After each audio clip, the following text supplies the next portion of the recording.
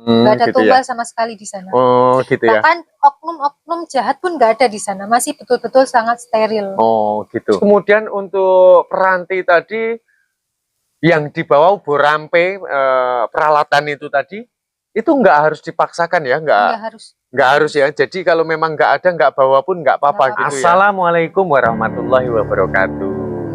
Apa kabar pemirsa? Jumpa lagi di channelnya Mbak Putri Explore Misteri.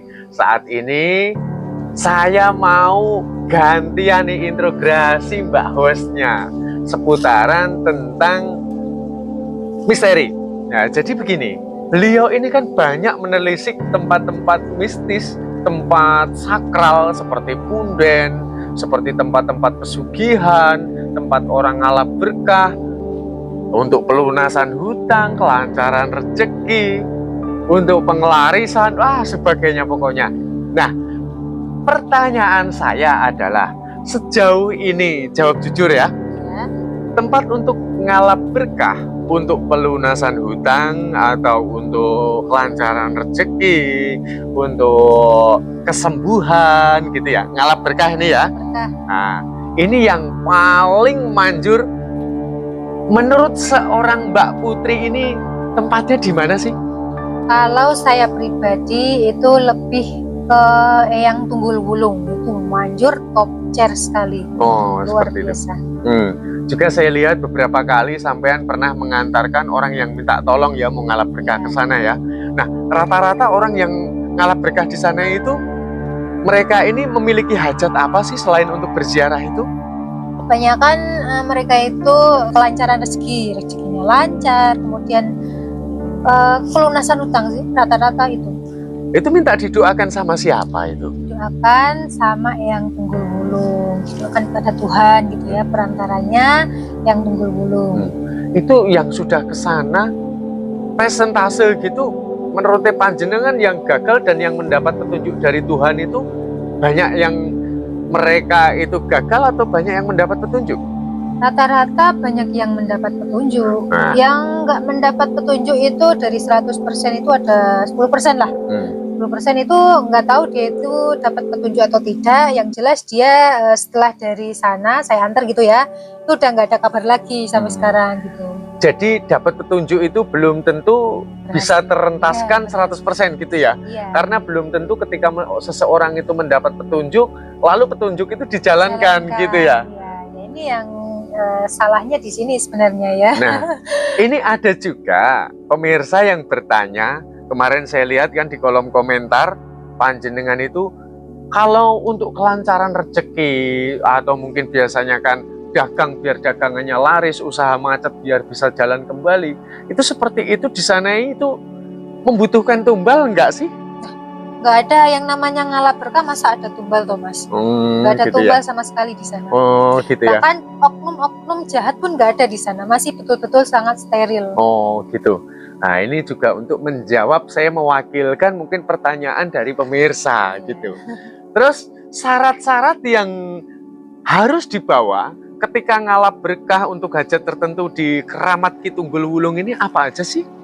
Sebetulnya untuk persyaratan itu sesuai kemampuan. Kalau memang ada, biasanya orang-orang itu membawa 4 butir telur ayam kampung, kemudian ada bunga sekar, itu 2 bungkus, sama dupa untuk 2 tempat. Kenapa harus 2 tempat? Ya soalnya di sana bukan hanya ada 1 punden, di sebelahnya itu ada punden satunya lagi, pundennya Ibu Suwarti gitu. Bisa dijelaskan mungkin ke pemirsa, Ki Tunggul Wulung ini atau Mbah Tunggul Wulung ini sosoknya seperti apa sih? Beliau ini siapa sih menurut sejarah dari masyarakat yang turun-temurun di sana itu? Menurut masyarakat setempat, beliau ini adalah sosok pemuka agama, bisa dibilang kiai atau syekh gitu ya, yang menyebarkan agama Islam di sekitar sana. Bahkan untuk nama kampungnya sendiri beliau yang menamai. Bero itu beliau yang menamai ya. Nah ini dari Mbah Juru Kuncinya. Beliau ini kalau saya lihat kan sepak terjangnya sepertinya kan sangat lugu sekali, memiliki aura yang bagus, tidak neko-neko, penyabar gitu. Nah, mungkin bisa dijelaskan mungkin sosok dari seorang juru kunci Mbah Parmin ini tadi. Mbah Parmin kan setahu saya ini kan yang dipercayai oleh masyarakat setempat ketika ada selamatan atau orang berziarah itu kan beliau yang ini ya, yang memimpin doanya gitu ya. Betul. Ya, Mbah Parmin ini beliau ini begitu jujur dan juga polos sekali, dan dia ini tidak pernah ibaratnya mentong lah, karena kebanyakan juru kunci di punden ataupun tempat keramat ataupun tempat pesugihan gitu, banyak juru kunci yang menyalahgunakan ataupun ibaratnya memanfaatkan gitu ya tamu-tamu yang datang. Kalau di Eyang Tunggul Wulung ataupun Mbah Parmin ini, beliau ini tidak pernah meminta ibaratnya binat lah gitu. Kalau memang mau memberi ya silahkan, tapi saya tidak kami minta sekian gitu. Seikhlasnya Iya, gitu ya. betul. Namanya unggah-ungguh orang Jawa itu kan adat kejawaannya tetap digunakan. Namanya mau merepotkan orang tua gitu ya. Ya kesadaran diri lah gitu ya. Betul. Terus kemudian untuk peranti tadi yang dibawa borampe, peralatan itu tadi, itu nggak harus dipaksakan ya, nggak harus ya. Jadi kalau memang nggak ada, nggak bawa pun nggak apa-apa gitu ya. Itu juga dipersilahkan untuk membawa sendiri. Mbah Juru Kunci tidak menyediakan. Jadi karena beliau ini mungkin menjaga kepercayaan ya, takut nanti ada suujon atau timbul salah sangka dari orang gitu ya. Makanya untuk orang yang mau ngalap berkah itu bawa persyaratan sendiri. Nah, tempat tersebut ini sebetulnya merupakan tempat pesugihan atau bukan sih? Bukan, salah sekali kalau orang menamai tempat tersebut adalah tempat pesugihan. Ya, tempat suci seperti itu kok bisa dibilang tempat pesugihan tuh Mas? Jadi gini, mungkin ini ya, karena Ki Tunggul Wulung ini secara kelestarian budaya kan merupakan sebuah punden gitu ya, di mana tempat keramat yang disakralkan oleh orang sekampung, dan kemudian sering digelar acara-acara itu masuk di dalam kearifan budaya lokal gitu ya. Lalu kemudian karena mengingat beliau ini adalah seorang sosoknya ini pemuka agama, bisa dikatakan kiai atau syekh gitu ya, sehingga banyak orang yang berbondong-bondong ke sana itu tidak lepas tujuannya itu adalah untuk minta didoakan terhadap Tuhan semesta alam gitu ya, kepada beliau ya. Nah gitu. Jadi ya memang mungkin banyak sekali orang yang setelah ziarah ke sana itu berhasil, rezekinya lancar, kemudian mendapatkan rezeki yang melimpah, mungkin terentaskan dari segala permasalahannya. Jadi mungkin ada yang berpersepsi kalau tempat itu adalah tempat pesugihan. Baik, pemirsa, begini ya tadi kesaksian dari beliau. Hostnya yang memiliki channel tersebut ini gantian saya interogasi ya, karena biasanya saya terus yang diinterogasi dengan beliau ini, bahwa keramat dari Ki Tunggul Wulung ini kelestarian dan kesakralannya itu masih sangat terjaga dan masih sangat nyanter terasa gitu ya.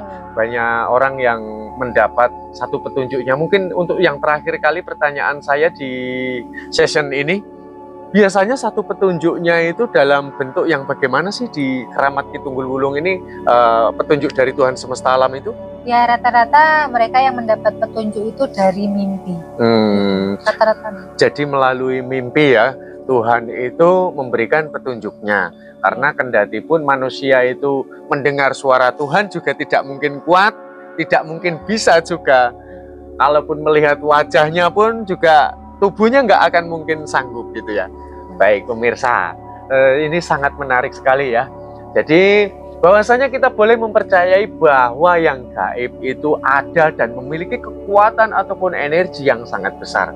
Karena ini sudah menjadi budaya yang turun-temurun ya, sedari kakek nenek leluhur kita terdahulu. Tapi kita tidak boleh mempercayai jika kekuatan yang gaib itu melebihi dari kekuatan Tuhan semesta alam. Nah, ini hanya sebagai untuk nguri-nguri budaya Jawa, kelestariannya juga untuk mengangkat harkat martabat, untuk mengenang bahwa beliau ini adalah sosok seorang pejuang agama ya, menyebarkan kebajikan, maka nggak ada salahnya jika saling doa mendoakan antara kita yang masih ada dan beliau yang sudah mendahului kita semua.